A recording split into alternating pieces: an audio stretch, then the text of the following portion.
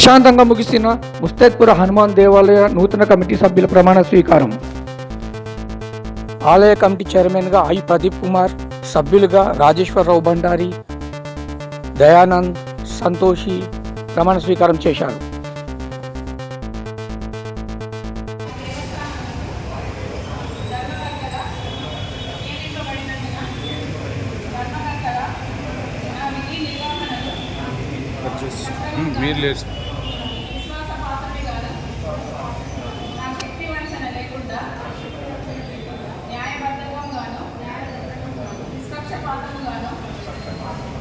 దురాలోచన లేకుండా సదరు దేవస్థానము అభివృద్ధికై కృషి చేయగలరు మరియు హిందూ దేవాదాయ ధర్మాదాయ చట్టము 30/1987 మరియు దాని నిబంధనలకు